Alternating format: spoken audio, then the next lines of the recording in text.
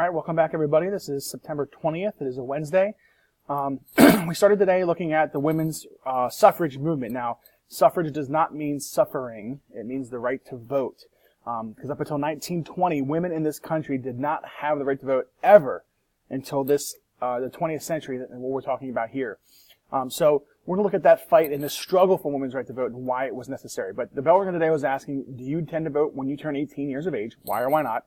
And how would you feel if a law was passed that changed the voting age to 25 years old? So let's say you're a 17-year-old, the law is passed tomorrow. Instead of waiting a couple months to vote, you're going to have to wait 8 more years. So something definitely is going to hit home with a lot of younger Americans waiting until you're 25 years of age. It's kind of what we're looking at here with the right to vote for women.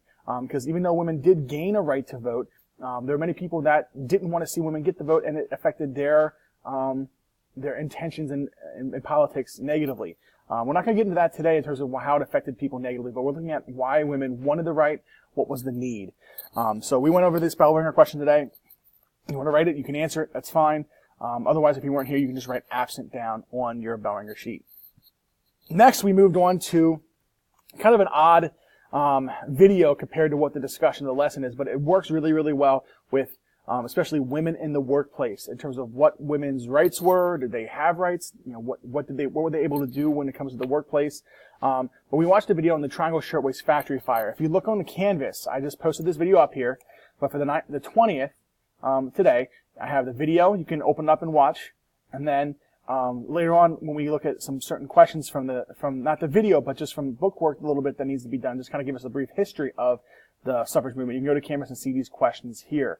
But online textbook, page 404 to 407, that'll really centralize where this all begins. Now, if you go back to our, the video for the Triangle Shirtwaist Factory fire, essentially the fire was about this group of women who were stuck in a factory when it caught fire. Now, it was on the top 3 floors of a 10-story building in Greenwich Village in New York City. Looking at the south side of Manhattan, close towards the financial district, where it is today. But you're looking at essentially this one place that, just was not ready to deal with the consequences of a fire. So when we watch the video, we look at some of the safety concerns. So when you watch this, you can start answering some of these questions yourself. List some of the safety concerns you had with the Triangle Factory fire before the fire would have occurred. Like, what were some of the issues that you saw that could have been improved? The next question was, do you believe the owners of the Triangle Factory fire are to blame for the deaths of the factory workers? Meaning, are those safety concerns so bad that the owners should have taken more responsibility in preventing these things from happening? Then if that's your side, then probably you would want to say yes, that the owners are to blame for the death of these factory workers. I believe it's 146 women of Italian and Jewish ancestry that worked in this factory, and they were all killed. Most of them were all killed. Some of them jumped to their deaths in this 10-story building because fire ladders could not reach where these women were at in the building. And then finally, we kind of take a step back before the fire. But in order to make changes to these concerns, what could the women have done to help their cause? Meaning, preventing this fire from happening. What could the women have done? Discussions in class came up being like, oh, they could strike, they could sign a petition, they could riot, they could do whatever. I mean, that's all well and good. But if you look at how women are treated in the factories, yes, you could say it was pretty bad. But if they want to make changes, does any politician need to listen to their wishes? The answer at 1911 will be absolutely not, because women at this time did not have the right to vote. So if women want to petition or they want to go on strike, they can make that effort and they can affect the business, but there's no politician that's going to want to listen to them because that politician is not getting voted in by women. They're getting voted in by men. So women aren't going to go up to the polls and vote this person out of office just because they're not listening to them. So that's why voting is a very, very powerful and important right that people take advantage of today, because politicians have to listen because people are the employers of the politicians.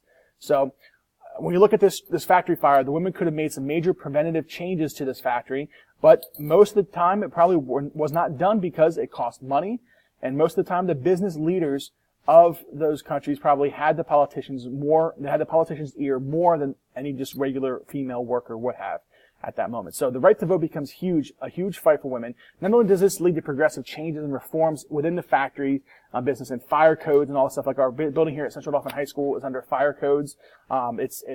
it follows the fire code, so that way we can be safe while we are in school. And if something does happen, we know exactly what to do to get out. And our building is also built to help us get out more efficiently. So much worse than often the triangle shirtwaist fire. So watch that video, go through some of those questions, and think about why this right to vote is so important. Because if this fire didn't happen and the women could prevent it, why would anybody listen? If they can't vote, no politician is going to make a change if they can't vote, and they can't vote that person out of office. So something that's very, very important to us.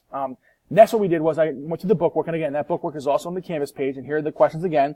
You can pause them here and look through that and kind of finish that. Most of the classes didn't get quite finished with this, so if you go through like 1 through 3, but if you get them all done, you'll be able to kind of talk with me tomorrow, on Friday about what you missed, and that way you can kind of get caught up. So this is all for now for today. Again, the Triangle Factory Shirtwaist Fire. Also, if you go to Canvas and you kind of want to get an overview of what happened at this time period, if you scroll all the way to the top and you look at the women's suffrage video, John Green does a really cool video here about this. It's about a couple minutes long. If I open it up, you're looking at 12 minutes long. So you can see John Green here really as a major beneficiary here to help you out understand women's suffrage, about what was going on, what was happening, and how women would be affected by not having the right to vote. Great video here if you want to watch that as a preview or even as a review. So this is all I have today. If there are any questions, don't be afraid to send me an email. Have a good one.